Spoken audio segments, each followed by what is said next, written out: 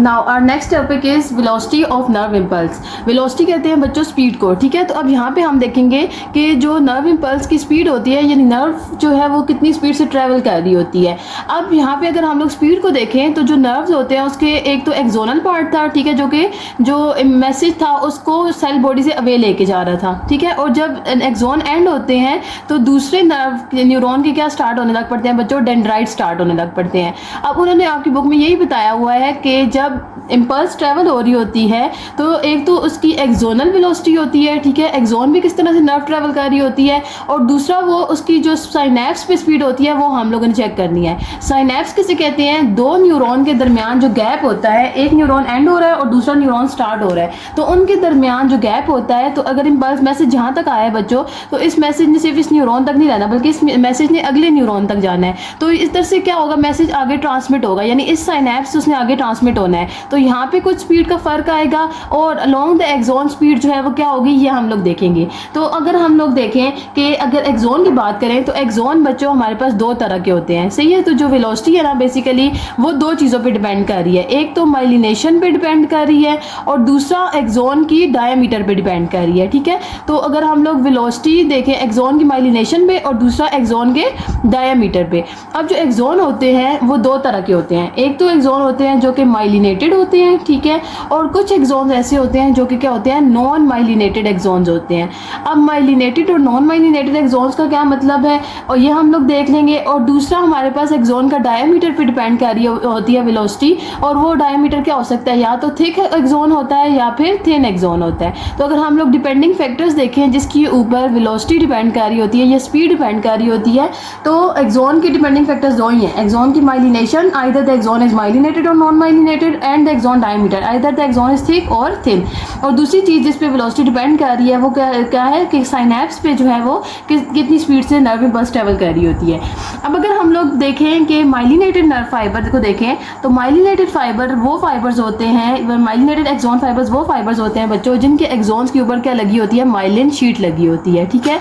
Myelin sheath अब कौन से क्रिएट कर रहे होते हैं, एक्सोन्स के ऊपर पर्टिकुलर सेल होते हैं जिनको क्या नाम दिया हुआ है, शॉन सेल्स का नाम दिया हुआ है। लेट्स सपोज ये शॉन सेल्स हैं, ये शॉन सेल्स अपने क्या सिक्रीट कराते हैं बच्चों, एक फैटी लेयर सिक्रीट कराते हैं जिसका क्या नाम होता है, माइलिन शीट, ठीक है।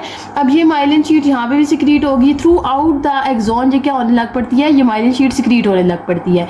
लेकिन कुछ एक ऐसा पॉइंट होता है जिस जगह पे माइलिन शीट प्रेजेंट नहीं होती, उस पॉइंट को आप क्या नाम दे देते हैं, उस पॉइंट को आप नाम दे देते हैं नोड्स ऑफ रेनवियर का।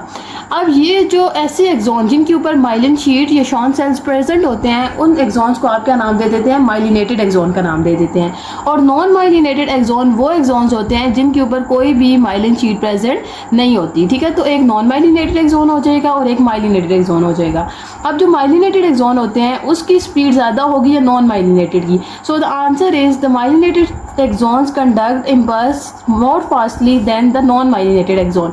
यहाँ पे जो इम्पल्स होती है वो 120 मीटर पर सेकेंड से ट्रेवल कर रही होती है, मतलब अगर एक सेकेंड गुजरेगा बच्चों तो जो मैसेज होगा वो 120 मीटर आगे जा चुका होगा, ठीक है। इसके मुकाबले में अगर हम लोग नॉन माइलिनेटेड फाइबर को देखें तो उस केस में एक सेकंड अगर गुजरेगा तो सिर्फ मैसेज कितना आगे गया होगा, सिर्फ और सिर्फ 1 से 3 मीटर आगे गया होगा। तो यहाँ पे एक सेकंड गुजरने पे 120 मीटर आगे चला गया था मैसेज और सिर्फ एक सेकंड गुजरा था, और यहाँ पे एक सेकंड गुजरा है तो सिर्फ और सिर्फ 1 to 3 मीटर्स जो है वो मैसेज आगे ट्रैवल किया है। तो इसका मतलब क्या हुआ कि स्पीड कहाँ पे हुई, जो स्पीड ज़्यादा हुई है वो माइलिनेटेड में हुई है। अब ये क्यों डिफरेंस है, क्योंकि जो माइलिनेटेड एक्सोन्स होते हैं बच्चों उसमें ये होता है कि जो माइलिन शीट होती है वो अपने अंदर से इम्पल्स को ट्रैवल नहीं होने देती, वो एक इंसुलेशन का काम कर रही होती है। तो जब अगर एक मैसेज यहाँ पे आएगा तो वो इसको माइलिन शीट को क्रॉस नहीं करेगा बल्कि वो यहाँ से जहाँ पे माइलिन शीट नहीं प्रेजेंट होगी, और वो पॉइंट कौन सा था, node of Ranvier, node of Ranvier से नोड ऑफ रेनवियर वो मैसेज क्या करेगा, जंप करेगा। और जब ये जंप करेगा तो इस तरह की कंडक्शन को हम क्या नाम दे देते हैं, इस तरह की कंडक्शन को हम नाम दे देते हैं साल्टेटरी कंडक्शन का, ठीक है। तो जो माइलिनेटेड फाइबर्स होती हैं वहाँ पे साल्टेटरी कंडक्शन हो रही होती है।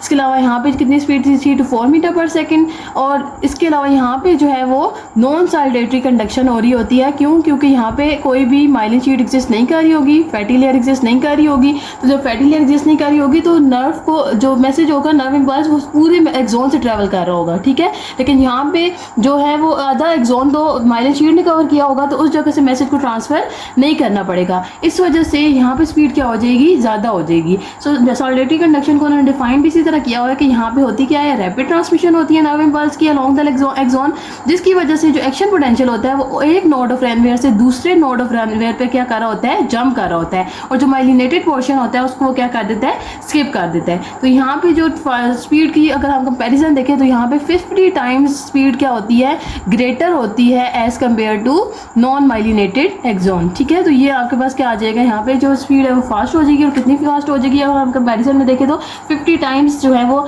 एक माइलिनेटेड एक्सोन में मैसेज जल्दी पहुंच जाता है as compare to non myelinated axon. उसके अलावा अगर हम लोग माइलिनेटेड एग्जाम्पल की बात करें तो माइलिनेटेड जो एक्सोन्स होते हैं इट कंज्यूम्स लेस एनर्जी, ठीक है। नर्व ट्रांसमिशन में जो एनर्जी का काम होता है कि एनर्जी कितनी यूटिलाइज होगी, तो यहाँ पे एनर्जी कम लग रही होती है और यहाँ पे एनर्जी क्या लग रही होती है, ज़्यादा लग रही होती है। अब वो क्यों लग रही होती है बच्चों, क्योंकि यहाँ पे क्या है कि अगर एक्शन पोटेंशियल जनरेट होना है तो फिर सिर्फ नोड ऑफ रनवेयर पे हो रही है, और हमारे पास क्या होता है कि सोडियम पोटेशियम पंप्स यूज़ हो रहे होते हैं, तो वो पंप्स क्या कर रहे होते हैं बच्चों, एनर्जी यूज़ कर रहे होते हैं। तो अगर तो पूरी की पूरी एक्सोन के ऊपर क्या हो रहे हैं, पंप्स काम कर रहे हैं और गेट्स ओपन हो रहे हैं, ये सारी चीज़ें हो रही हैं, तो वहाँ पर एनर्जी ऑब्वियसली क्या होगी, ज़्यादा लगेगी, यूज़ होगी। लेकिन यहाँ पर एक पर्टिकुलर पोर्शन पर सिर्फ और सिर्फ क्या होते जा रहे हैं, गेट्स ओपन हो रहे हैं या फिर पंप्स काम कर रहे हैं, तो उस वजह से आपके पास यहाँ पर जो एनर्जी होगी वो कम होगी। तो इंसुलेशन जो थी यहाँ पे उसने क्या कर दिया, प्रिवेंट कर दिया लॉस ऑफ एनर्जी को। तो ये दो डिफरेंसेस आपको पता होने चाहिए कि माइलिनेटेड एक्सोन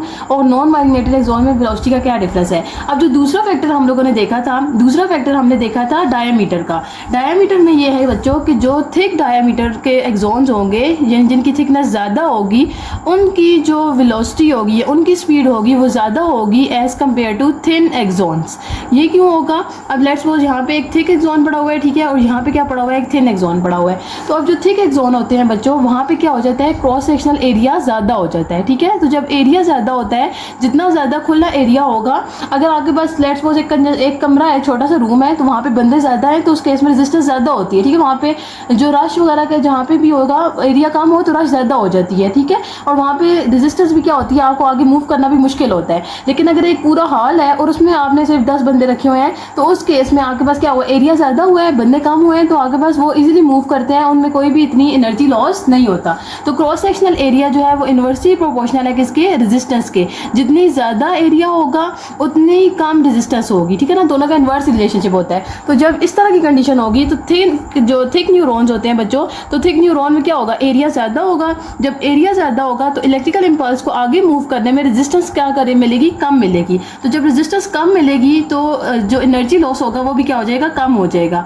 और दूसरी तरफ अगर हम बात करें थिन न्यूरॉन की, तो थिन न्यूरॉन में एरिया क्या होता है बच्चों, कम होता है। जब एरिया कम होगा तो यहाँ पे रेजिस्टेंस क्या हो जाएगी, ज़्यादा हो जाएगी। तो जब रेजिस्टेंस ज़्यादा होगी तो करंट को आगे मूव करने में, नर्व इम्पल्स को आगे मूव करने में बहुत ज़्यादा एनर्जी यूज़ करनी पड़ेगी, तो एनर्जी लॉस भी होगा और वेलोसिटी भी क्या हो जाएगी, यहाँ पे कम हो जाएगी, ठीक है। तो एक हमने एक्सोन के माइलिनेशन, नॉन माइलिनेशन के बारे में बात कर लिया है, दूसरा हमने डायमीटर के बारे में बात कर लिया है। अब तीसरी चीज़ जो वेलोसिटी को अफेक्ट कर रही थी वो क्या थी बच्चों, साइनैप्स। साइनैप्स की अगर हम बात करें तो साइनैप्स क्या है, गैप है।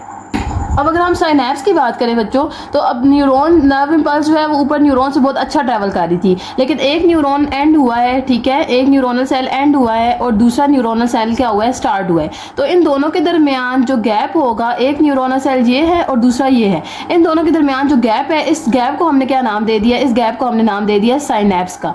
तो जब साइनैप्स पे इम्पल्स आती है ना, अब इस मैसेज, लेट्स सपोज ये मैसेज यहाँ पे आके रुक गया है, अब इस मैसेज ने यहाँ तक आके ट्रैवल करना है, तो यहाँ पे जो इसको ट्रैवलिंग में टाइम वो कितना होता है बच्चों, मिली सेकेंड का टाइम होता है। अब वो मिली सेकेंड आपके पास इतने ज़्यादा होते हैं कि अगर ये पूरा न्यूरॉन जितना भी था ना, अगर ये डिस्टेंस है, ठीक है, इतना डिस्टेंस मैं कंसीडर करूं और न्यूरॉन में भी ये इतना डिस्टेंस हो जाएगा, ठीक है ना, ये डिस्टेंस सेम है दोनों, लेकिन यहाँ से यहाँ तक जो मैसेज ट्रांसमिट हुआ था ना वो बहुत ज़्यादा तेज़ी से ट्रांसमिट होगा एज़ कम्पेयर टू इस डिस्टेंस को ट्रैवल करने में।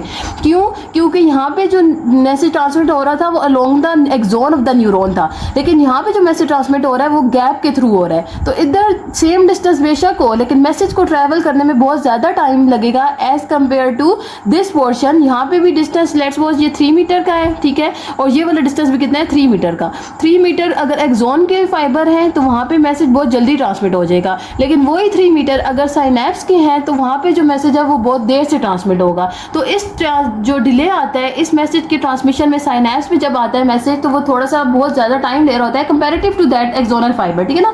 अब मिली सेकेंड भी आप कहेंगे कि इतना ज़्यादा टाइम तो नहीं है, लेकिन अगर हम इसको कंपेयर करें एक्सॉन के साथ, न्यूरोनल एक्सॉन के साथ, तो ये मिली सेकेंड उसके कंपेरिजन में बहुत ज़्यादा है, क्योंकि एक्सॉन के ऊपर तो मिली सेकेंड भी नहीं लग रहे होते मैसेज को ट्रांसमिट होने में।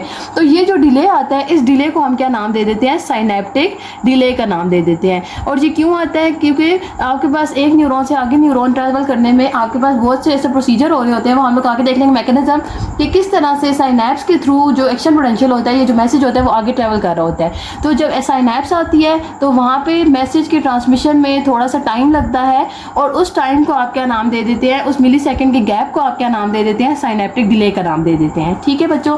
उसके बाद हमारे पास उन्होंने क्या दिया हुआ है, लोकल सर्किट का बताया हुआ है, उसको हम लोग देख लेते हैं कि लोकल सर्किट किसे कहते हैं। बेसिकली होता ये है कि ये जो लोकल सर्किट्स होते हैं ये किस में काम कर रहे होते हैं बच्चों, ये एक्सोनल मेम्ब्रेन पे होते हैं, और ये जो लोकल सर्किट्स होते हैं ये माइलिनेटेड बेसिकली न्यूरल फाइबर्स में काम कर रहे होते हैं, ठीक है ना। अब इन लोकल सर्किट्स का काम क्या होता है कि जैसे अगर हम लोग एक एक्सोन में यहाँ पे ड्रॉ करूँ तो इस एक्सोन के ऊपर क्या पड़ी हुई थी बच्चों, माइलिन शीट, ठीक है ना। माइलिनेटेड एक्सोन की बात कर रहे हैं तो इस माइलिन शीट के ये सारे क्या पड़ी हुई है, ये इंसुलेशन पड़ी हुई है, ठीक है ना। अब इस इंसुलेशन या इस माइलिन शीट का क्या काम है कि इसने अपने अंदर से मैसेज को ट्रांसमिट नहीं होने देना। यहाँ पे इस पूरे एक्सोन के ऊपर लेट्स सपोज ये मैंने क्या बना दिया जी, माइलिन शीट बना दिया। अब होगा ये कि जैसे ही लेट्स सपोज यहाँ पे आया एक्शन पोटेंशियल, एक्शन पोटेंशियल आएगा, जब एक्शन पोटेंशियल आता है तो हम लोगों ने एक्शन पोटेंशियल के बारे में क्या कहा था कि जब एक्शन पोटेंशियल आता है तो बाहर क्या हो जाता है बच्चों, ज़्यादा नेगेटिव हो जाता है, और अंदर ज़्यादा क्या हो जाता है, पॉजिटिव हो जाता है। ऐसी ही बात है, जब यहाँ पे एक्शन पोटेंशियल आया है और यहाँ पे बाहर ज़्यादा नेगेटिव, यहाँ पे पॉजिटिव, तो पॉजिटिव के अकॉर्डिंग यहाँ पे क्या हो जाएगा, नेगेटिव, और यहाँ पे क्या हो जाएगा, यहाँ पे भी नेगेटिव हो जाएगा बाहर, ठीक है ना, क्योंकि यहाँ पे एक्शन पोटेंशियल आया है, अंदर सारा क्या हो गया, पॉजिटिव हो गया। अब होगा ये कि यहाँ पे एक्शन पोटेंशियल आया है तो ये एक्शन पोटेंशियल अगले इस पॉइंट पे मूव नहीं कर सकता। अगले इस पॉइंट पे क्यों नहीं मूव कर सकता, क्योंकि यहाँ पे आगे क्या पड़ी हुई है, माइलिन शीट पड़ी हुई है। तो जब माइलिन शीट पड़ी हुई है तो यहाँ पे हम लोगों ने मैसेज ट्रांसमिट करवाना है इस नोड ऑफ रैनवेयर से इस नोड ऑफ रैनवेयर तक, ठीक है।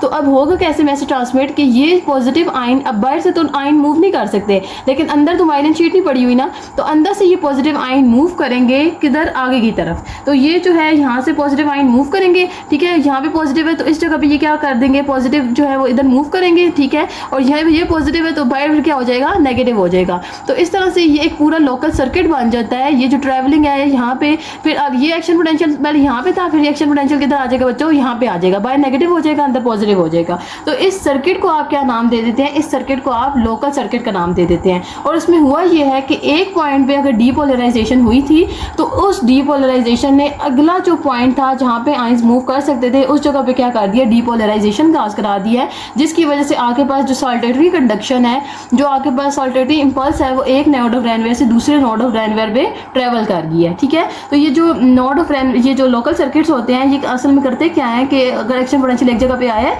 तो वो नेगेटिव आयन ज़्यादा हो जाएंगे, और नेगेटिव आयन ज़्यादा होते कैसे हैं बच्चों, सोडियम आयन की डिफ्यूजन होती है, लोकल गेट्स जो है वो सोडियम के ओपन होते हैं, इस जगह पे जो है वो बाहर नेगेटिव ज़्यादा हो जाएगा, अंदर पॉजिटिव। अब ये अंदर पॉजिटिव जो है ये अंदर पॉजिटिव आगे मूव करेंगे, और ये इस जगह पे क्या करा देंगे, यहाँ पे पॉजिटिव करा देंगे, और बाहर क्या हो जाएगा, यहाँ पे नेगेटिव हो जाएगा, क्योंकि वैसे नॉर्मली अंदर क्या होता है, नेगेटिव होता है, ऐसे ही है ना, और बाहर क्या होता है, पॉजिटिव। ये अभी मैं दोबारा से आपको ओवरव्यू दे देती हूँ रेस्टिंग मेम्ब्रेन पोटेंशियल का और एक्टिव मेम्ब्रेन पोटेंशियल का।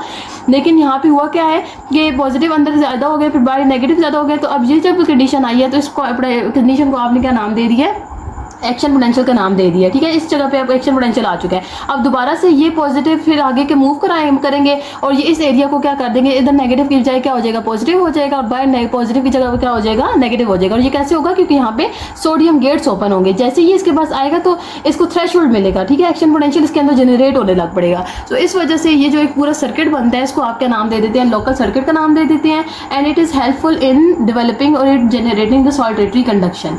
अब इसके अलावा अगर हम रिवीजन कर लें बच्चों रेस्टिंग मेम्ब्रेन पोटेंशियल की या फिर और एक्टिव मेम्ब्रेन पोटेंशियल की, तो होता ये है कि एक्टिव मेम्ब्रेन पोटेंशियल जो है इसमें होता ये है कि जो एक न्यूरॉन है, लेट्स सपोज आप इसको एक ऐसे एग्जांपल याद रखें कि एक बंदा है, ठीक है।